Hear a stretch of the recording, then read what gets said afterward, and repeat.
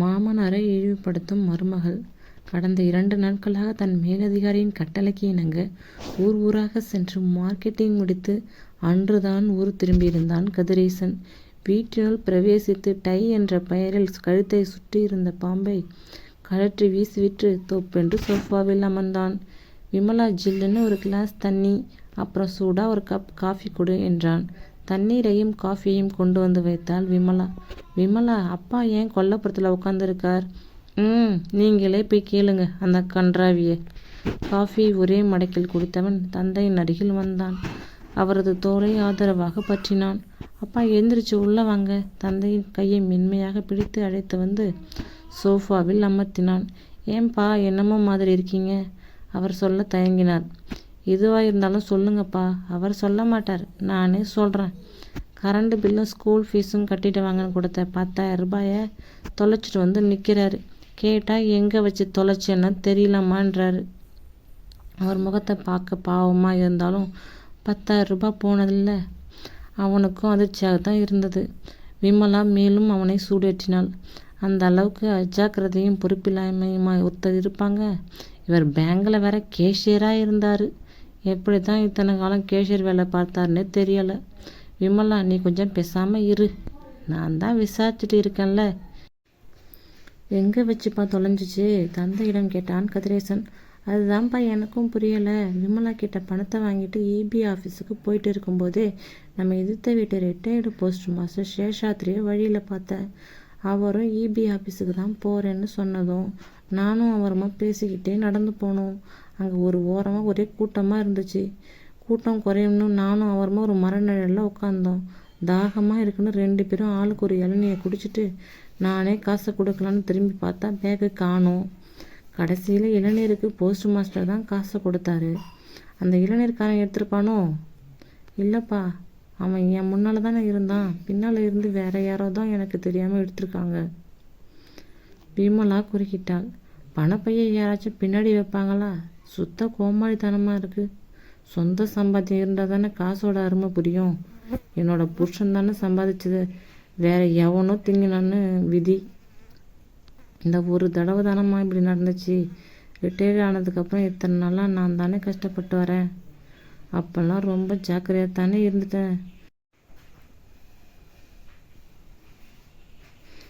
ஒரு தடவை தொலைச்சாலும் மொத்தமாக 10,000 ரூபாய் சர்வ ஜாக்கிரதையாக தான் இருக்கணும். அங்கே என்னோட வேலை பார்த்தவங்க நின்றுட்டு இருந்தாங்க. இங்கே என்னோட சிநேகிதனை பார்த்தேன்னு சொல்லி நாள் முழுக்க வெட்டி பேச்சு பேசிட்டு நிற்கக்கூடாது என்று புரிந்து தள்ளினாள் விமலா. விமலா, கொஞ்சம் மரியாதை கொடுத்து பேசு. என்ன இருந்தாலும் அவர் என்னோட அப்பா. ஆமாம், நீங்கள் தான் மெச்சிக்கணும். சும்மா தானே வீட்டில் இருக்காரு. காலையிலையும் சாயந்தரமும் குழந்தைகளை ஸ்கூலில் போய் விட சொன்னால் வயசான காலத்தில் என்னால் முடியலன்னு சொல்கிறாரு.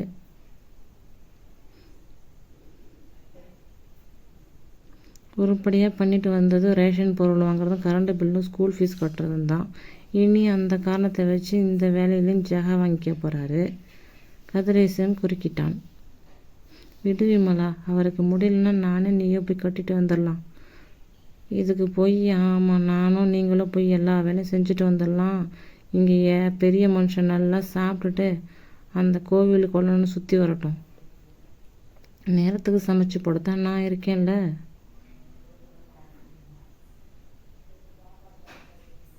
இப்போ என்ன பண்ணுங்கிற எரிச்சலுடனே கேட்டான் கதிரேசன்.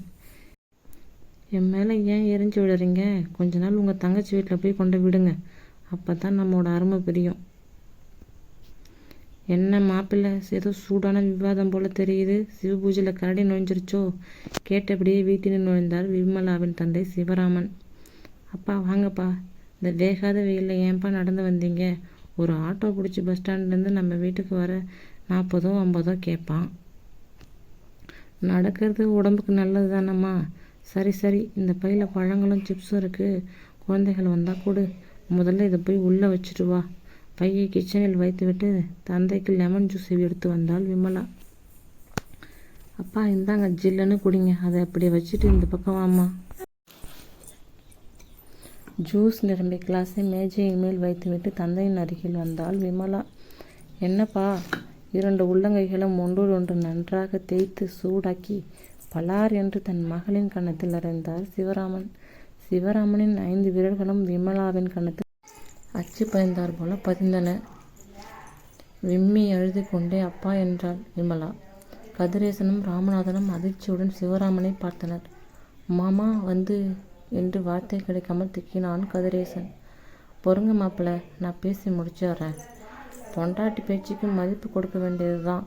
ஆனால் எந்த காலத்துலையும் எந்த நேரத்துலையும் தன்னை பெற்றவங்களை விட்டு கொடுக்கக்கூடாது. குடும்பத்தில் மரியாதை பெற்றவங்களுக்கு தான் கொடுக்கணும். அதுக்கப்புறம்தான் பொண்டாட்டி, குழந்தைங்களுக்கு. நீங்களோ சம்மந்தியோ அவளை அடித்தா புருஷன் வீட்டில் எல்லாரும் சேர்ந்து என்னை குடும்பப்படுத்துகிறாங்கன்னு சொல்லி போலீஸில் போய் கம்ப்ளைண்ட் கொடுக்கலாம். ஆனால் நானே 2 சாத்து சாத்தினா எவன் கேட்க போகிறான்? நான் வர்றேன் மாப்பிள்ள, வரேன் சம்மந்தி. காத்தால நடக்கும்போது அப்படியே நம்ம வீட்டுக்கு வாங்க, கொஞ்ச நேரம் ஜாலியாக பேசிட்டு வரலாம் என்று கூறி நடைய கட்டினார் சிவராமன். அப்பா என்று அழுதபடியே கூப்பிட்டாள் விமலா. என்னம்மா, இந்த ஜூஸையாவது குடிச்சிட்டு போங்கப்பா. நீ நல்ல மனசோடு இருக்கும்போது என்னை கூப்பிடு. அப்போ வந்து சாப்பாடே சாப்பிட்டுட்டு போகிறேன். கம்பீரமாய் நடந்து செல்லும் தன் சம்மந்தியை வாஞ்சவுடன் பார்த்தார் ராமநாதன்.